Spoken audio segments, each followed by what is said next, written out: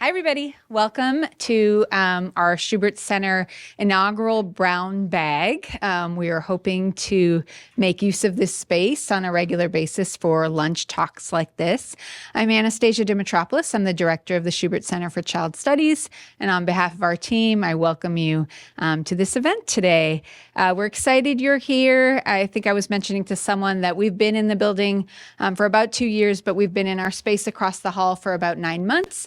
And we're trying to find ways to make good use of this wonderful room and our space. So certainly if you have suggestions, feel free to reach out to us today or by email and let us know how you felt about the event. For those of you who are on campus, we certainly are aware that it's the day before spring break, and we really appreciate that you came to join us today. So I'm going to pass it off to Gabriella Celeste, our policy director. Thank you.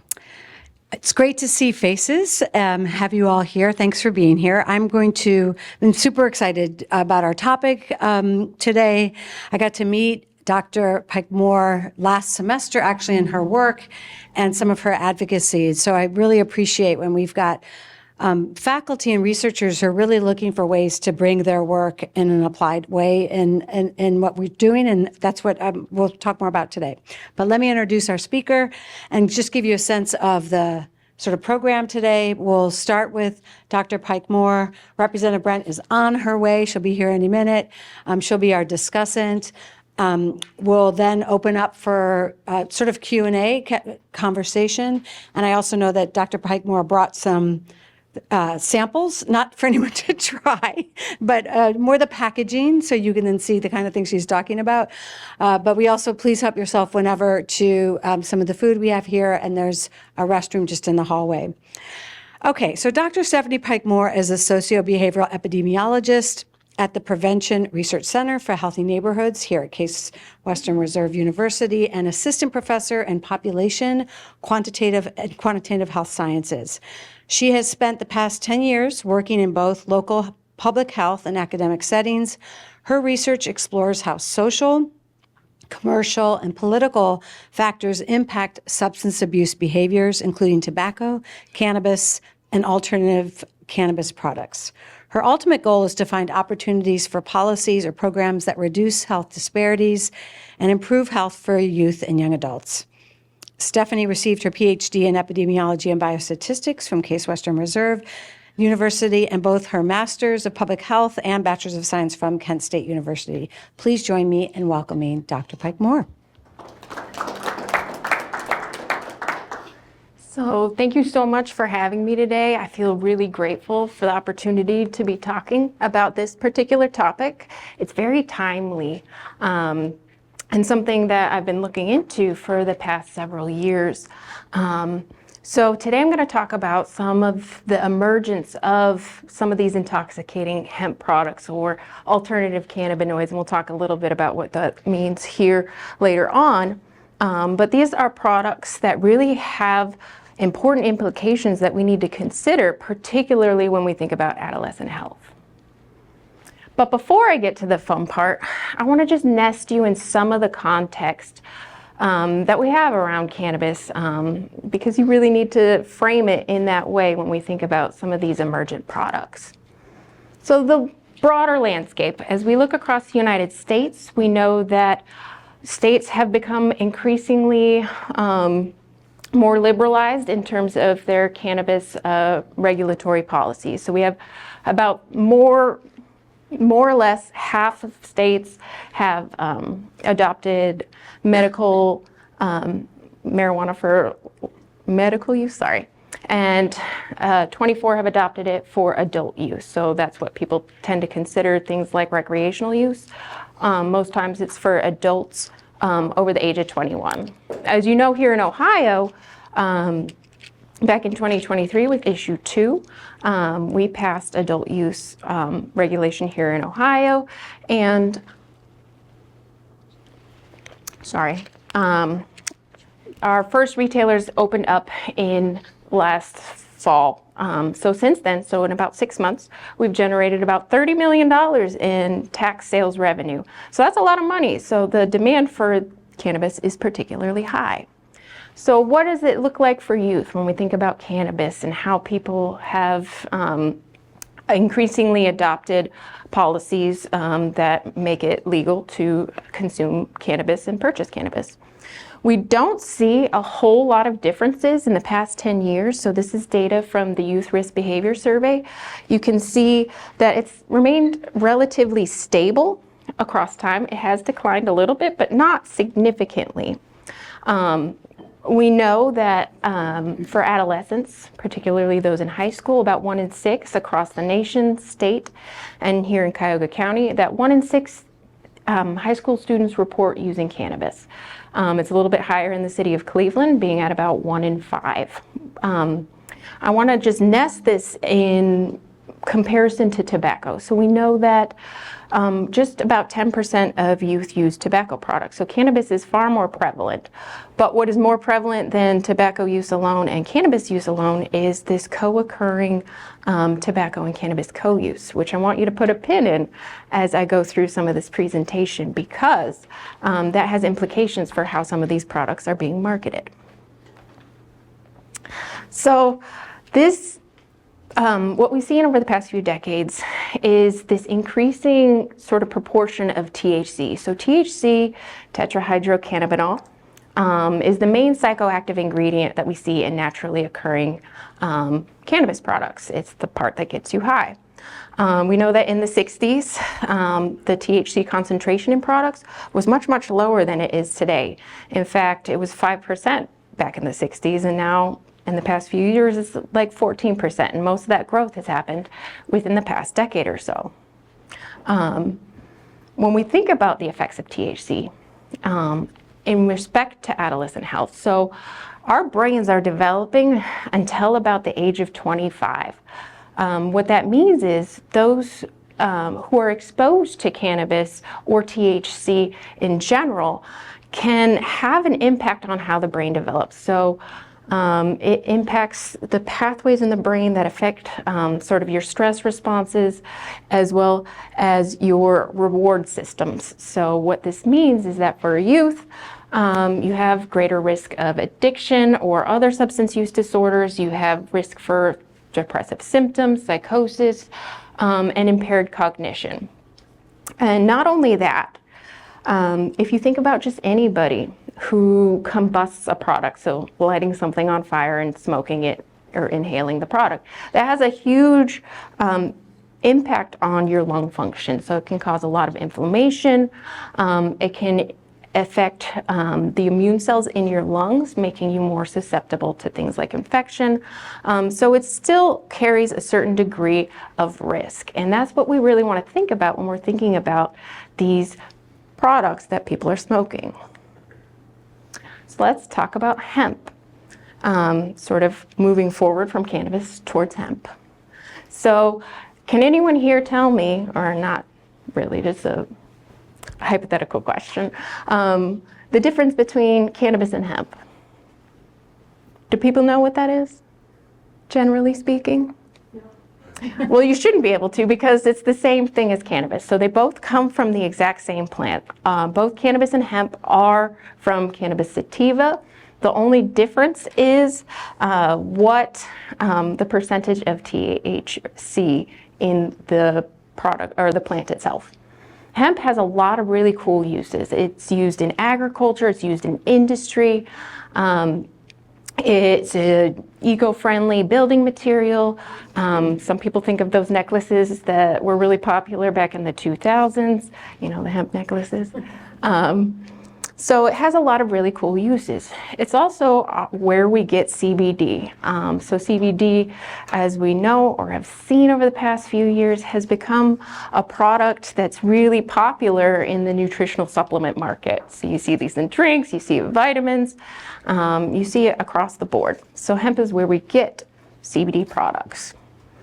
So there was no actual distinction between hemp and cannabis until about 2018 with the U.S. Farm Bill. So what this bill did is create a legal distinction between what is federally illegal to produce and grow and what is federally legal to produce and grow. So again, hemp products have a lot of agricultural utility, industrial utility, so they wanted to allow people to produce it for those purposes. So at the federal level, hemp is legal to produce when it has less than 0.3% THC by dry weight. It's complicated, but there's that legal distinction between them. So here's some examples of some of the consumer products we've seen come onto the market since 2018, because now we have this agriculture and industry that's built on the growth and production of these products. So a lot of you might have seen some of the CBD drinks, which are becoming really, really popular. You also see a lot of sort of non-tobacco but tobacco-like products, like blunt wraps and hemp cigarettes. So I have here, and I'll pass this around, these are hempettes. So they're just like cigarettes, but they just have hemp in them. They used to smell like something. They probably don't anymore because they're a little old.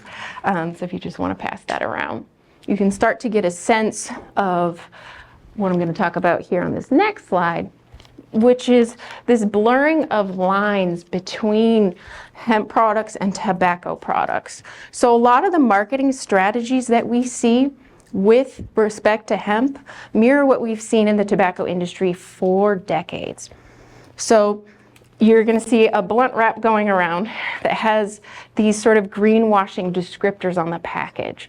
So greenwashing being like this statement that something has reduced risk. So things like vegan, things like 100% organic, things like herbal, make somebody sort of perceive a product as risk averse. So, and this is something we saw with respect to menthol back in the day, back when they could market it this way. When they were marketing menthol cigarettes, they were trying to make it seem like a medicinal product, trying to make it seem like it was a healthier alternative to non-mentholated cigarettes. And perhaps one of the more sort of alarming things we're seeing with hemp products is their youth-centered marketing. So this is having products available in a wide variety of flavors, because we know that youth are really, youth find flavors really appealing. So when you have a flavor like, you can't read it here, pineapple blaze or cupcake. So there's cupcake right here, and I'll pass this one around. It makes it seem like it might be really enticing. So this is a hemp product, but also has alternative cannabis in it. So please don't open it as we pass it around. So they have a wide variety of flavors of these products. In addition to that, when you see advertisements in brick and mortar locations, they're at eye level or less than 3 feet of kids. So here you see my 3-year-old buying his Kinder Egg from the gas station, because what else do you do after school? Go to the gas station and buy candy. And having an ad at eye level is something that doesn't happen by chance. People pay premium dollars to have marketing at eye level of different people. So having marketing at eye level that has a variety of flavors is very much so by design. And when you look at who owns companies like Wild Hemp, you see that Global Tobacco owns it. So there's a clear blurring of the lines between the tobacco industry and the hemp industry. So what this really becomes is a balance of sort of equity and harm reduction. So some might perceive these products as a potential opportunity for people to quit smoking. So that's how they might be marketed. Here, smoke this instead of tobacco. But, the big but, is that the people we see who are using these products are the same people we see who are disproportionately marketed to by the tobacco industry. So those same populations who use tobacco are the same populations we see using hemp. So this includes folks like the Black or African American population, Hispanic or Latinx, and the sexual and gender minorities who have been persistently targeted by the tobacco industry in their marketing strategies over the past 50 or so years. When you think about the argument for harm reduction, we know that those who use these products are also more likely to use tobacco at the same time. So what that means is they're not really switching from this and trying to quit smoking necessarily, but maybe just using these products in addition to what they're currently using. And again, we can't forget that these products containing CBD, containing some form of THC, can impact immune function, particularly in the lungs. So it's not necessarily entirely risk averse. So let's talk about sort of why you're here to hear about some of these products. So what I call them in my line of work is hemp-derived psychoactive cannabis products. What a mouthful, right? Like, who's going to refer to it as that? In fact, we actually don't have a common language for what these products should be called. So you'll see hemp-derived psychoactive cannabis products. You'll see intoxicating hemp products. You'll see alternative cannabinoids. It's just a whole sort of mess on what to call these products. So hemp-derived psychoactive cannabis products, or alternative cannabinoids, are distinct from the hemp products that I just passed around, with the exception of the gummies. So these are products that have psychoactive properties. And how do we get psychoactive properties? Well, they take the CBD that they've produced from all this hemp, and they force it through sort of a chemical process using different types of acids, solvents, etc. And they tweak the molecule to become THC, which is really just changing the double bond. So here, you can't see it very well, but this is the naturally occurring delta-9 THC. The double bond is right here. Many of you who've heard of these products have heard of delta-8, and you can see that the double bond is just in a different place. Here you have delta-10, which again, the double bond is in a different place. So these aren't naturally occurring THCs. These are synthesized THCs. They have similar effects on the brain, but depending on where that double bond is or the chemical structure of whatever other isomer they have, can have varying effects on the brain. So things like THCP, and I'll pass this one around. THCP is one of the newer ones that's emerged, and what we know about THCP is that it can have a psychoactive effect that is 33 times greater than the naturally occurring THC.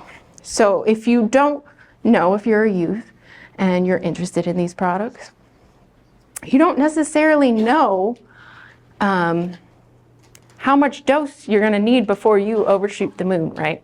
And that's a really big problem for youth. And it's especially a problem because these products themselves don't have really any oversight in how they're produced, in how they're marketed, or any type of quality assurance.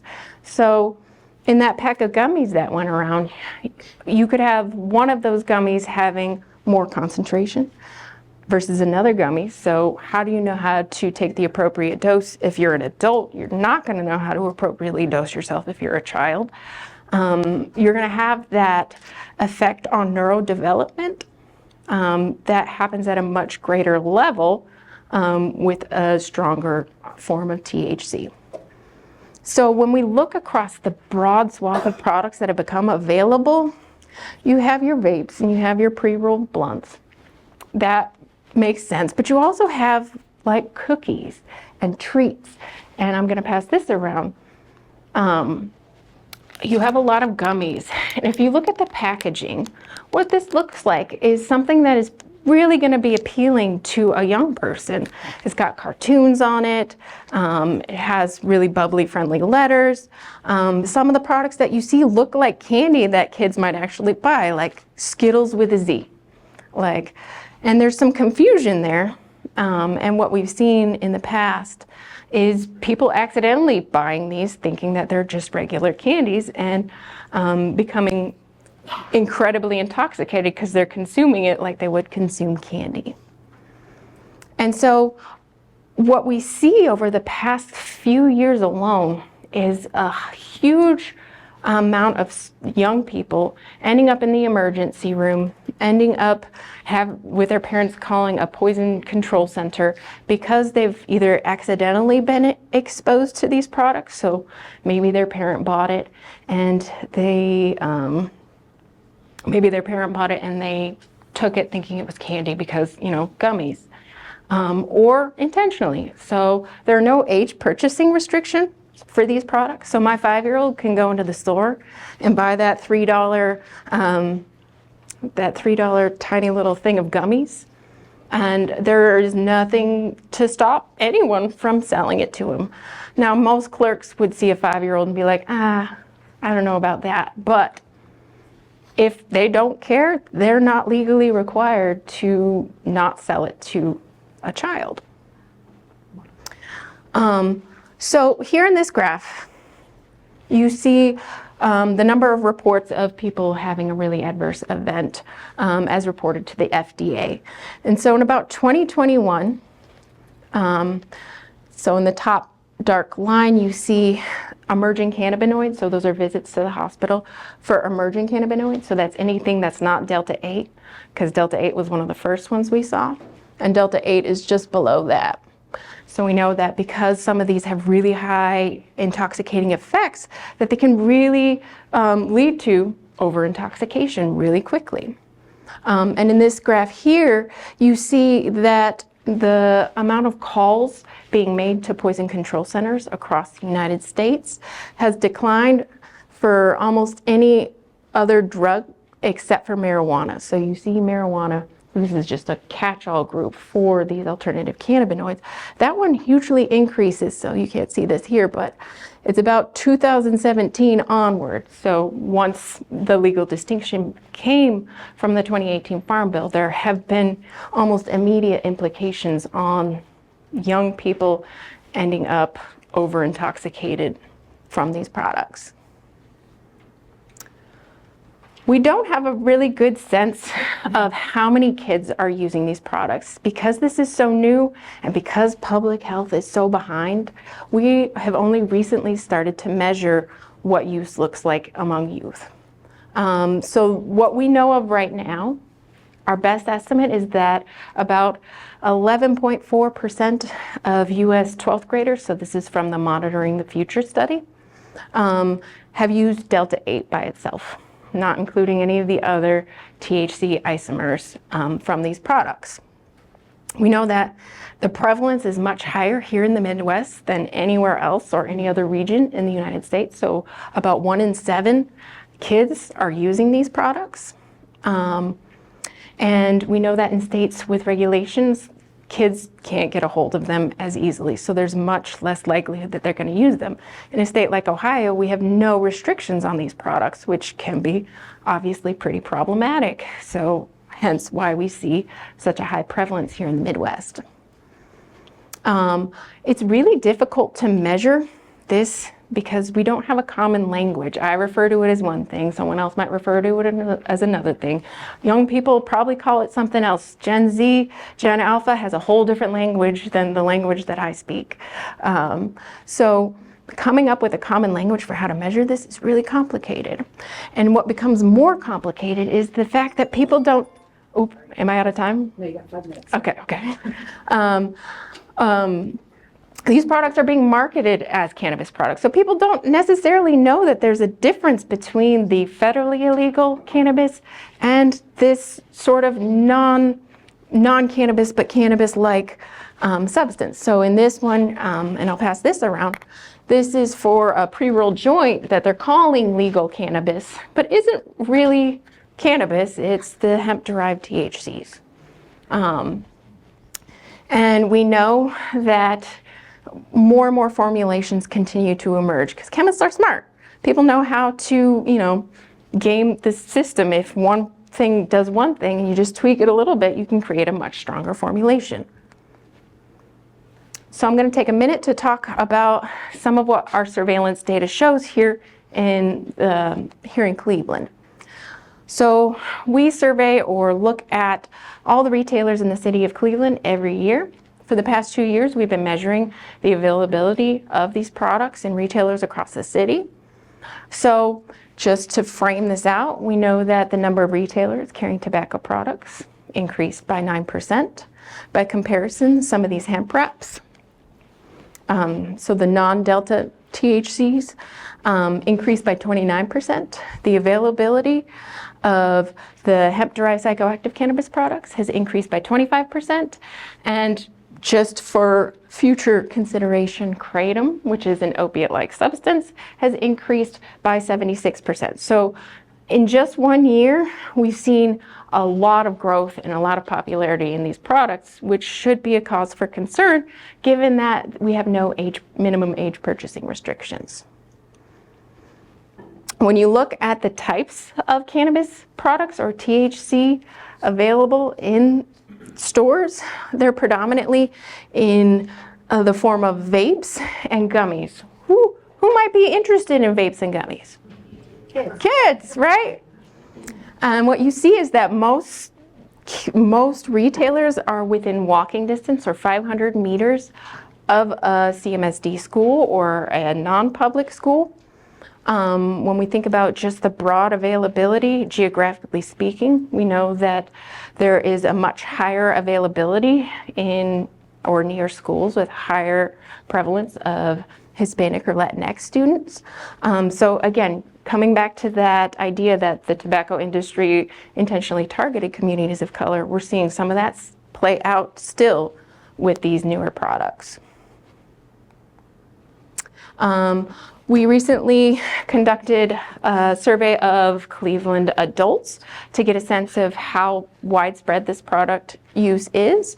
We know that about 8% of adults across the city use these alternative cannabinoids.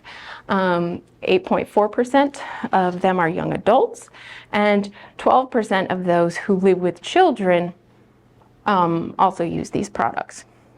What this means is these products are available in houses. So kids might see them, they might normalize that type of behavior.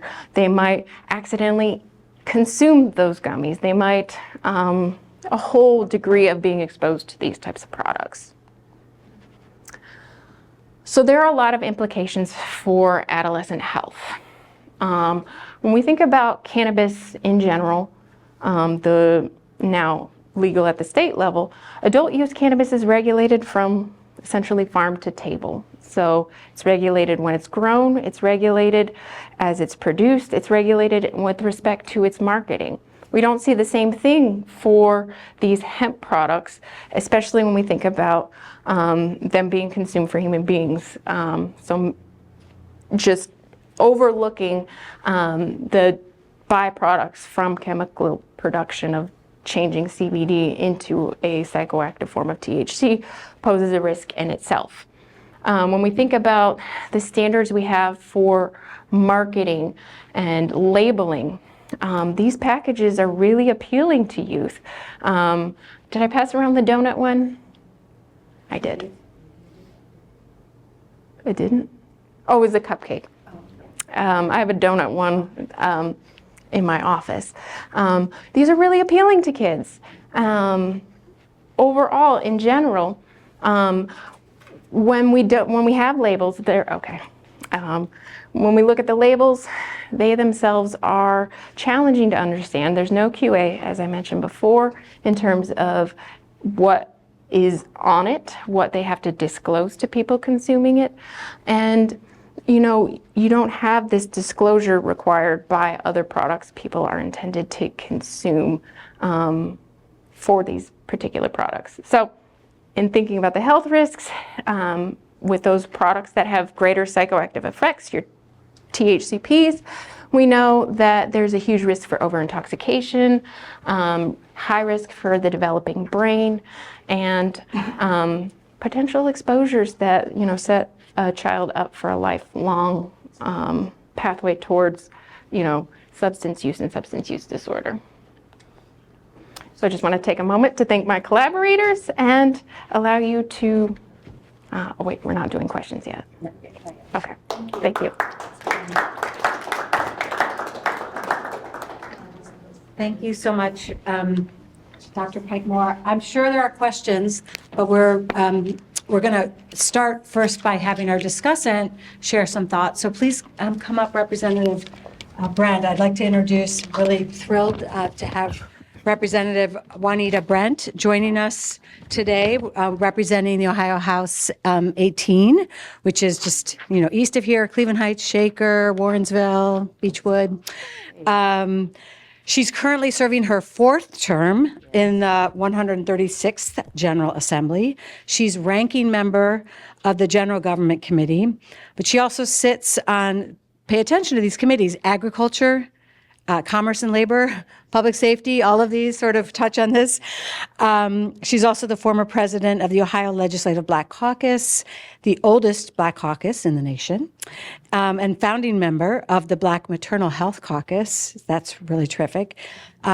Throughout, her tenure, she's been a huge advocate for justice and equity, and I could go on about all the legislation she has championed, but I want to just say that she has tremendous experience. Even before becoming a legislator, she worked in the community, served with the Board of Trustees for the Harvard Community Services Center, the Lee Harvard Community Development Corporation. And I'll just say, I know you are someone who's really close to constituents and on the ground working with folks. We are really thrilled to have you here today and appreciate you sharing with us some of what you're hearing at the State House when it comes to this. And I think what we'll do is take about, somewhere 8 to 10 minutes, and then we'll open up for general questions. Thank you. So everyone, thank you so much for spending your time. You could be anywhere else, but you are here to talk about hemp and Delta 8. But just to start off, my name is Juanita Brent. I just happen to be a state representative. And my interest in this topic actually started before I was ever elected. And I went to Japan to take a vacation. And one of the things I noticed when I was on a boat ride is that I saw these big plants on a raft. And I asked the guy who was a part of our tour, and I said, "What is that?" And he said, "That's hemp." And they were using hemp at that time to filter their water. And I came back, I don't want to date myself, this was close to 20 years ago. And I came back to America, like, why are we doing all these creative things? Why are we using hemp for this? And why are we using hemp for that? I was not even thinking about it being something edible or that it was a cousin of cannabis. But I was just thinking to myself, like, they are using this for construction, for homes that are really cheap. They're using this for filtration of water. What are we doing? And so one of the things that I remember, one of my first conversations I had with Speaker Huffman, who was at the time, he was just a member over the Senate, and I said, what are we doing when it comes to hemp? And we had not legalized hemp, and his cousin, who just happens to also be a senator, was working on Senate Bill 57, which was our first introduced bill to help legalize hemp, because little did I know until some years later from leaving Japan is that we had not even legalized it. All this excitement of seeing all the possibilities and how light years away Japan was from us, and we hadn't even legalized it, just the basic stuff. So the legalization of hemp has not been that long ago. It's been 6 years ago. Oh, somebody just wrote that down. Oh, I thought other people knew that too. But it's only been 6 years ago with Senate Bill 57, and we have just not done enough. I think you actually did a really great job.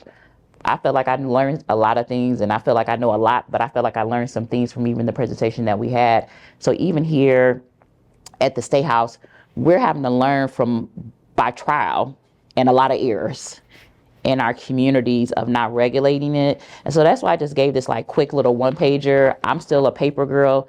Please do not hate me, anybody that's connected to the environmental groups.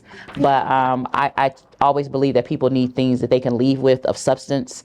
And we are not alone when it comes to our ignorance of how we are addressing Delta 8 within our communities, about how it's too accessible for people. And even a lot of our parents are living in ignorance of what they're allowing their kids to consume because it looks like candy on the basic surface level. And we just have to do better. There are some bills that I have mixed feelings about that have been introduced, and one that's actually been introduced right now, that's Senate Bill 86, that is a bill that's going to address some of these concerns when it comes to to the intoxicating hemp. But we just need to do more, and a lot of things that needs to happen at the General Assembly level where I'm at could actually be done in rule changes. They honestly could be changed on how we regulate advertisements within our community, that could be a rule change. I love the idea of doing laws, but it's 132 of us, and sometimes it's hard just to get people to show up. Tell your elected officials to show up. But some of this could just be rule changes. So I'll be intrigued to hear what everybody's questions are with things, even some based off of what I'm giving you. But it all started with Senate Bill 57, and it started off to help a niche of people to do that. And don't get me started on the cultivators, that we don't have enough processors. So you can grow hemp here within the state of Ohio, but we don't have any place to process. So the products that we are receiving here in the state of Ohio are coming from out of state. So it's not even like, you and I, who are Ohioans, are growing hemp and then processing it and then selling it on the market. Most of the products that we were receiving here within the state of Ohio are from other places. So I say it's not even a FUBU method. It's not the for us, by us. It's the for us, by somebody else. And that's what we are experiencing right now here in the state of Ohio with these products that are happening, because we made ourselves open for business, but not open for the business of making us more money here within our state. Okay, thank you so much, Representative. So I'll start with questions, and then we'll sort of just raise your hand, and I'll bring the mic on over to you all. But I guess you just said, I want to start with what you just landed with this idea of maybe we don't need laws, maybe we can just do it through rules and regulation. Is it the same thing for marijuana? I mean, was that the kind of thing that we could have just done through regulation, or did we really need, legal changes to make that happen? I'm just curious about things in particular, like packaging and selling, the stores that actually sell the products, that kind of thing. Is it something we'd actually need legal changes for? That's a great question. It's sometimes there are things that need to be laws, and sometimes things need to be rules. Rules can be changed. Laws, you have to get 132 people, which is the Senate and the House altogether, to vote on something. Rules, we can adapt them to what our needs are at that time. And so that can be a way lower hanging fruit of a board of 7 people who can make a rule change, and it can happen a lot quicker. And we need to have some right now changes. The laws can definitely be put in place to help us long term, but we need some right now changes of some rule changes. So we could regulate age, for example, by rule. We wouldn't need a law necessarily. Well, the age portion of it, you do need a law for that. Okay. But the advertisements, where these smoke shops are, we can make rule changes to change that. Got it. So there's some low-hanging fruit potentially where you could do rule change, but then other places where you'd have to look to the law to make some of those changes. Thank you. So how about any other questions that folks have? Yeah. Start with what? Is this something, have I heard that the governor, is this one of the things he wanted to control, or is that a different substance? He wants to control everything, but he does want to, he does want to specifically control that. There's one thing he's talked about in particular. Yeah, he had a whole press conference about it, and he has made his intentions very known, that he's given the choice of the General Assembly, which he should have just said, no, this is what we're doing. But he's given the power to the General Assembly to fulfill his wishes. Okay. And then second, just seeing this research, and I feel like I'm fairly well informed on related things or addiction, having had a family member affected by it. But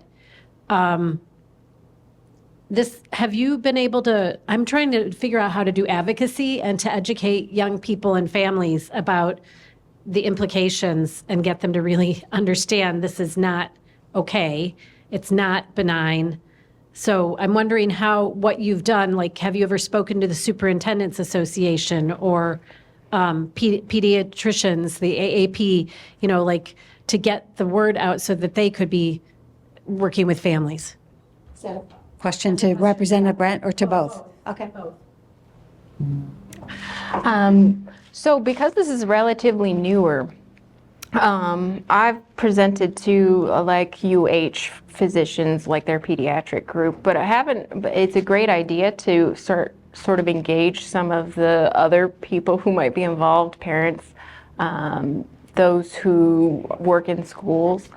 So as part of the Prevention Research Center for Healthy Neighborhoods, we conduct the Youth Risk Behavior Survey over time. So some of the hope is adding this to the next administration and then using that data to sort of inform who we sort of target with some of that messaging about some of the risks of these particular products. That is a goal moving forward, though it is very slow moving right now, because again, the science is behind what's actually happening in the real world. But our hope is to sort of catch up a little bit and target some of those efforts using the best data we have available. So my conversation has been very interesting with some of our school board members, and I represent from Cleveland, and I have 8 other cities also in my district, where the school board members told me that there is a catch-all because they have a no drug policy on their campus, and so they feel like that should already cover that. But one thing we realize is that these products look like candy. So even to the regular eye of a parent or a teacher or somebody who's working in the building, you might not even realize this child is walking around with hemp. So we just have to have real conversations of education for parents to even know what this looks like. This definitely does not look like, if it didn't say hemp on the top, I would not think of it as being hemp. I would have thought it was some type of candy product. So we have to have a re-education of what these products can do. Not saying that we need to do the DARE program, because DARE was not as effective as we thought it was, but we do need to have something where it's an education of parents who also have to talk to their kids about this. But so sometimes there's pushback from some of our school board members, not all, but there has been pushback because they believe that there's already policies set in place to address this. Other questions? Yep. I can just ask her. So, yeah.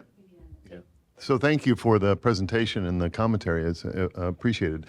So these products are completely untested? That's the idea with this sort of legislation. Can you do that by rules, making a requirement for these products to be tested for their THC content, but also things like heavy metals and other things that cannabis is tested for, sort of legal cannabis? And they should be. We could do a rule change right now to say it needs to be tested for this level, and then put it in a law and say this is the permanent level that it needs to be at. But we need something. You wouldn't eat a peanut butter and jelly sandwich and the FDA did not say that Jiffy was a good product for you to eat. We're consuming this, and there's no type of regulation within the state. And most of our products for hemp are coming from out of state. They're not even coming from our own state of our farmers. Oh, yeah. Good afternoon. I do have a question. I'm not sure if it's outside of the scope of your understanding, but I heard that when you talk about the like the marijuana dispensaries, and although it is noted to be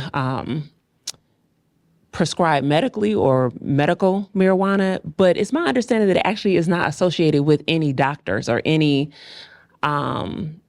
type of assessment or monitoring of these marijuana products that are supposed to be for medical use. So I'm not sure if any doctors are associated with So the dispensaries. We know hemp is the cousin of cannabis. And so the dispensaries that we have open here in Ohio, most of them that are accessible for adult use and for medical at the same time. You don't need a doctor's order to have adult use. If you like to have a higher dosage, then you would need a medical prescription for that. And so that's where it is for that. And so there has to be some type of education. So even with issue 2, and I was talking to the people who wrote the language for issue 2, it has to be some type of public education with that. Just like there's been public education for alcohol, there's been public education for cigarettes. It has to be public education about the consumption of cannabis for all of us, not even just our children, but for all of us within our community. And that's the biggest piece that we're lacking, because you don't need a doctor's note to consume adult use cannabis. I have a question about that. You mentioned very early on, Dr. Pike, more about the mixing of tobacco and cannabis products.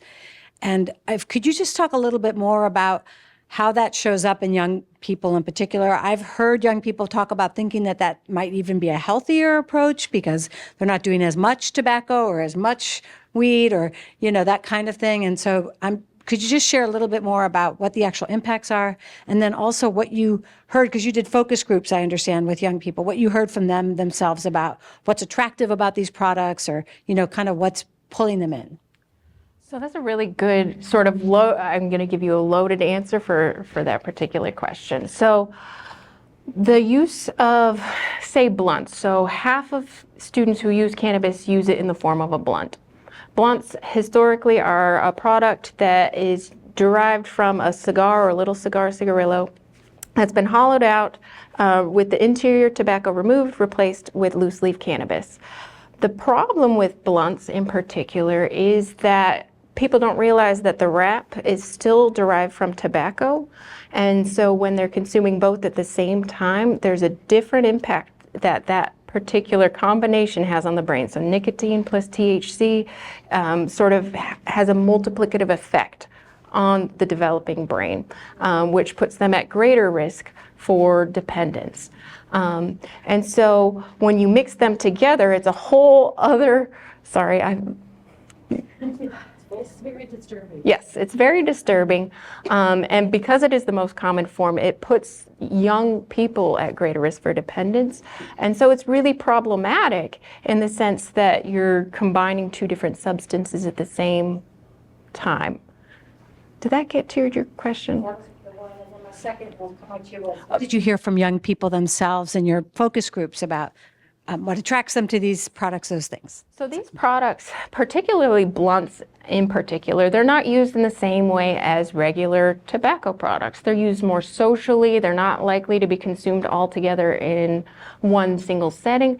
So it's really sort of representing a young person's social support in a sense. So when I was talking to these young people, they were most often using products in a group setting to get a whole different feeling, one that they would describe as acceptance and getting into their creative side. So there is something that they really enjoy about it, and it represents an important aspect when using it in that way.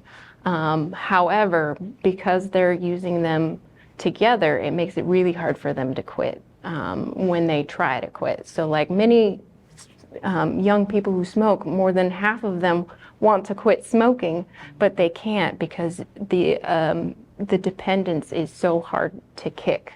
So it becomes like a balancing act of not only if you try to quit are you having to deal with the physiological issues of trying to quit, but you're also potentially giving up some of that social support that you once had. If you were relying on that group of people who was passing around the blunt and sharing it, it can be, really damaging to lose out on that social because there's this stigma among groups of young people where if you're not smoking and you are a smoker, that people don't want to invite you because they don't want you to judge them or they don't want to influence you and make you want to smoke. They want to be supportive of you quitting, but you ultimately end up losing out on that social support. Thank you. Thank you both so much for coming to talk to us today. So I'm actually a medical student interested in going into pediatrics, and I'm just curious about ways to discuss this topic with parents, if there's any evidence surrounding the topic and how to approach this, because I don't think it's really realistic to expect someone to check all of their kids' candy 100% of the time, but I also understand these things look a lot like candy and can be very dangerous. So I'm just curious, what is the best way to go about these educational conversations with parents and families? I thank you for just even going into the space of wanting to be a physician. There is a attack within our country on public health education, just period. And we have to have those type of conversations, is asking your child, what are they doing with their free time? What are they consuming? What are you noticing? Are they, tired? What are their friends consuming? It has to be some real conversations. And that was one of the things that we talked about in committee when we talked about these different Delta 8s, when we were trying to work on it, it never got completed, is because I really push for public education. There are folks in the General Assembly that I serve with who are against public education. So they don't want folks like yourself to have that 30 minutes of your class so you can be able to have real conversations with your future patients to have that. That's crazy that somebody pushed against, public education and public marketing against that. It has to go hand in hand with all that. But Ohio, at least, is going to make it feel like it's a solo mission when it comes to our physicians, you are normally the first point of real scientific data that a parent is going to contact about what's going on. So you do need to be informed on how you can properly have those conversations on how to help them, so they just won't be out here just searching it on the internet. So I think that's part of the problem, that we are not mandating that for your part of your education, so you're not out here trying to wing it. Stephanie, do you want to add anything in terms of pediatricians in particular and those conversations?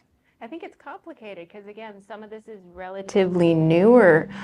So a lot of what we might do follows what guidance was given to physicians with respect to cannabis, or paying attention to vapes. And it feels like a cat and mouse game where you find a way to educate parents in this way, but now something else emerges, and now you have to keep your eye out for something else. As a parent myself, I have a really hard time keeping up with all the things that I'm supposed to be, monitoring, and my kids aren't even out of the young kid stage. So imagining having teenagers where they're a little bit different becomes a little bit more challenging. So how we have those conversations with parents might need to change as we adapt to this new context that we're in. So as policies come out, it might make it easier to have the conversation, because then it's at least in the public light, because I don't feel like these products are in the public discussion nearly as much as they should be. They're not happening at our school board meetings like they should. They're not happening with our medical professionals like they should. And we have to, as legislators, our job is to make sure that we equip those in the community to be able to do so they're publicly ready. A lot of these bills keep on dying in committee, and that's why you see bills from the previous General Assembly here at the bottom of the page that were introduced to kind of address some of those issues, and they died in committee because we, as the General Assembly members of state senators and state representatives, are not doing our job. And you guys need to hear people say that to you. So, because we're sitting here in this setting, like, why isn't this happening? Because the state of Ohio is not doing their job to regulate these intoxicating hemp. We have time for one last question. So it's a two-part question, but it comes back to, is there data? It comes back to these samples that you had, and there's no warning labels. Like, what was striking is that there's no warning labels at all on any of the products. So one of my questions is, for states where it's regulated, are there warning labels? And is there evidence, is there data to suggest that the Delta 8 products are addictive, right? So you talked about the blunt having still that nicotine possibility, but is there also evidence to suggest that Delta 8 is something that kids will continue to want to crave and develop a tolerance for? So THC in itself does have an addictive component to it. So it's probably and likely the same for some of these newer formulations or derivatives from CBD. As you start to think about the products with greater and greater intoxicating effects, those might become even more addictive over time. But there's no evidence. So because this is new, again, we're really behind on the tracking of how these products act physiologically. And because there's no standard for what's in a product, it makes it really hard to pick that apart. Like, how does THCP have a different effect from THCA, from THCO, and how does that affect the abuse liability of that particular product? We're sort of in a mess right now because we keep developing new formulations, and the science can't keep up. A lot of us just refer to these products as Delta 8, but since Delta 8 emerged, we've had dozens of other alternative cannabinoids emerge. So a measurement nightmare as me, the data nerd, but definitely can impact one's risk for addiction. Just quickly, the warning package, I think the second part of the question was, do the other states have warning messages on the Delta? Many at least disclose what is in it. So like, they have to have a percentage of what THC and what type of THC is in it, and a clear label. So like, the THC products are required to have a label. In most other states who regulate hemp, they are also required to have a label that is distinct to hemp and not THC, or naturally occurring THC so that people know that there's a difference between the two types of products. So thank you so much. Please join me in thanking our speakers today. We really appreciate this. One thing I've taken away is if we're in talking to our legislators and other policymakers, that it's not that we should be looking at all the derivatives too of these products. So it shouldn't just be regulating one thing, but so when you speak to your public leaders, make sure you say that. And I think if folks have questions, if you can stick around for a couple minutes after, I think our guests are willing to do that. And I do want to just say that we are having our Kessler Friedheim lecture on April 9th. We're very excited to bring in Dr. Megan Marino, and it's on teen social media use and mental health, helping our kids thrive in a digital age. So if you'd like more hard paper, you can grab one of these on your way out and share that information with your friends. A free public lecture of 2, and that will be at Case, not in here, in a bigger place. But thank you again for being here. Appreciate it. Thank you both so much.